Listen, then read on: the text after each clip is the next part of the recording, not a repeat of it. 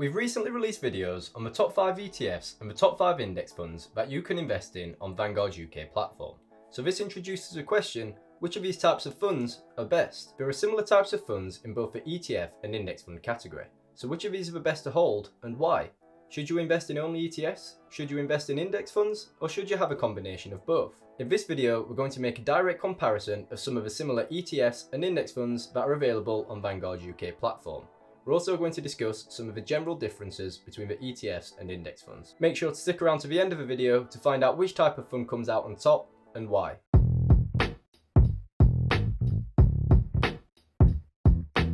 Hello everybody, my name is Lewis and welcome back to iQinvesting, where we talk about saving, investing and everything in between. Make sure to subscribe to the channel and follow us on Instagram at iQinvesting UK for more stock market and Vanguard related content every week. Before we carry on, we just want to remind you that we are not qualified investment advisors, we're just amateur investors who simply love saving and investing. So our word is definitely not final. When making up our own portfolio, we of course want the best fund or combination of funds for the best investing returns. But when so many of the ETFs or index funds overlap, how do we choose which of the options are best? Well, we're going to do a side-by-side comparison of some of the best ETFs and some of the best index funds that are on Vanguard UK platform to help us decide which of these types of funds are best. Let's get into it. To help us make this comparison, we're going to refer to two previous videos: the Vanguard Top 5 Index Funds video and the Vanguard Top 5 ETFs video. In each of these videos, we gave our top 5 funds for both the ETFs and index funds category, which was based on our personal opinion. Let's take a look at both of these lists side by side, as there are a lot of similarities. This table shows the top 5 list for both the ETF and index fund categories.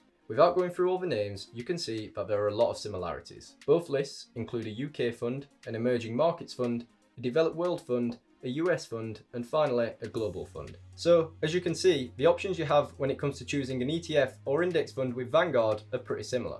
But if we compare the funds side by side, which of the options are best? And is there a clear winner when it comes to ETFs or index funds with Vanguard? Well, before we do that comparison, we'll briefly discuss some of the key differences in the mechanics of the ETFs and index funds on Vanguard. We've explained these in more detail in a previous video, but we'll quickly summarize it in case you missed it. The first of these is that you can only buy whole share ETFs on Vanguard's platform.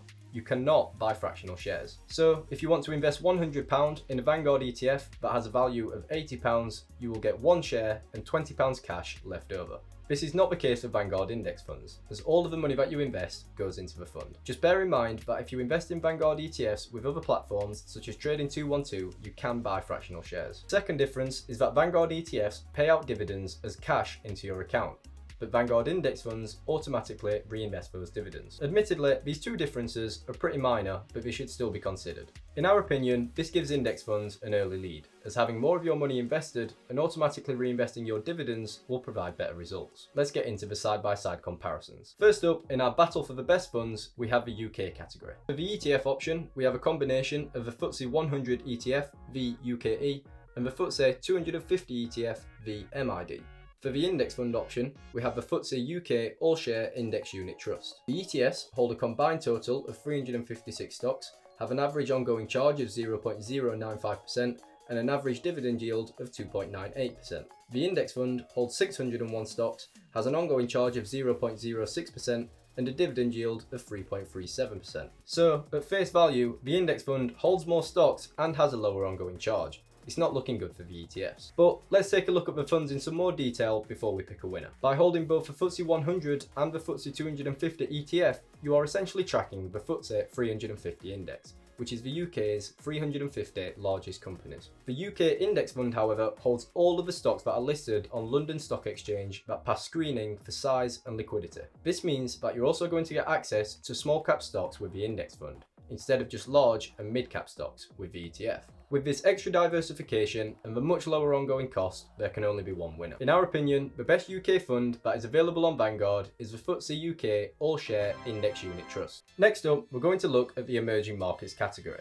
For the ETF option, we have the FTSE Emerging Markets ETF, the FEM, and for the index fund option, we have the ESG Emerging Markets All Cap Equity Index Fund. The ETF holds 1,834 stocks, has an ongoing charge of 0.22% and a dividend yield of 1.94%. The index fund holds 2,212 stocks, has an ongoing charge of 0.25% and an unknown dividend yield. As you can see by quickly comparing the values, it is really close, and determining a winner is going to be tough. To help us decide, let's take a look at the advantages of both options. The ETF invests in a similar number of stocks to the index fund, but the ongoing charge is 0.03% cheaper for the ETF. Although it sounds small, this difference can compound and have a large effect over a long time horizon. The index fund, however, also invests in small cap stocks, which improves diversification and expected returns. Also, it is an ESG fund, which is associated with responsible investing, and many people are interested in it. However, you should be aware that in a recent video we showed that ESG funds can be very subjective and can actually have lower expected returns. With the funds being so close, it was difficult to choose a winner, and your choice may be different to ours. But when considering the general characteristics of index funds with Vanguard, which includes automatically reinvested dividends, we've decided to crown the index fund the winner in this case. So, in our opinion, the best emerging markets fund that is available on Vanguard is the ESG Emerging Markets All Cap Equity Index Fund. If you need an emerging markets fund to complete your portfolio, this should prove to be a great option. Next up, we're going to look at the developed markets category. For the ETF option, we have the FTSE Developed World ETF, VEVE, and for the index fund option, we have the FTSE Developed World Excluding UK Equity Index Fund. The ETF holds 2,194 stocks, has an ongoing charge of 0.12% and a dividend yield of 1.54%. The index fund holds 2,047 stocks, has an ongoing charge of 0.14% and a dividend yield of 1.59%. Again, this is a really close contest, so let's break down the funds in some more detail to help us pick a winner. First of all, it's worth mentioning that the ETF invests in the entire developed markets, whilst the index fund invests in the developed markets excluding the UK. So, if you buy the index fund version, you'll likely also need to combine it with a UK fund to complete your developed markets allocation. This does add a layer of complexity, but it also means that the number of stocks will increase when you add the UK fund.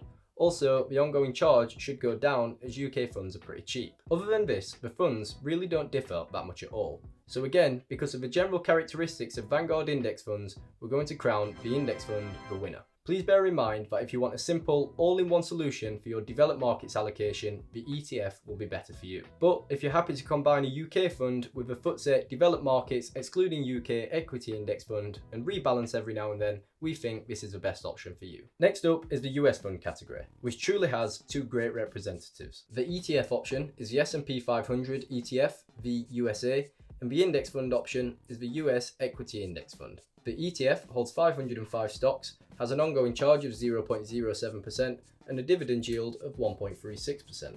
The index fund holds 3,462 stocks, has an ongoing charge of 0.1% and a dividend yield of 1.37%. Both of these funds really are great options when it comes to investing in the US markets, but they are quite different. So let's analyse each of them further. As you know, the S&P 500 ETF invests in the 500 largest companies in the US, which include large and medium-sized companies that make up the majority of the US markets. The ability to hold all of these stocks for a cheap 0.07% is great, but how does it stack up against the US Equity Index Fund? The US fund invests in the entire US markets, including large, medium, small, and even micro-sized companies. This gives excellent diversification. Small-sized companies have higher expected returns than large companies. This gives the US equity fund an advantage. Also, the sheer amount of stocks that the index fund holds is what we believe really sets it apart from the S&P 500 ETF. Despite the S&P 500 being a really popular option, we again pick the index fund as the winner. So, in our opinion, the best option when it comes to investing in the US markets is the US Equity Index Fund. Finally, we're on to arguably the most important matchup yet, which is the global category. The ETF option is the FTSE All World ETF, VWRL, whilst the index fund option is the FTSE Global All Cap Index Fund. The ETF holds 3,470 stocks, has an ongoing charge of 0.22% and a dividend yield of 1.51%.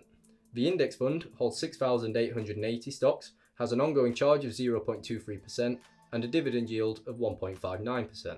Both of these funds are really great options, but in our opinion, there is only one winner when it comes to being the best global equity fund. The ETF has the advantage of a slightly lower expense ratio, that is 0.01% cheaper, but this is heavily outweighed by the benefits of the FTSE Global All Cap Equity Index Fund. The index fund not only holds twice as many stocks as the ETF, but it also invests in companies of all sizes, including small cap stocks. This improves the diversification of a fund massively, which is what we really look out for when identifying an excellent global equity fund. The ETF is by no means a poor option, but in this case it is heavily outshined by the equity index fund. So, in our opinion, the best option for investing in a global equity fund is the FTSE Global All Cap Equity Index Fund, a one-fund solution for owning a globally diversified portfolio that will meet most investors' needs. So, when it comes to choosing a general winner between ETFs and index funds on Vanguard's UK platform, we think that index funds come out on top. It came down to the general characteristics that Vanguard index funds have,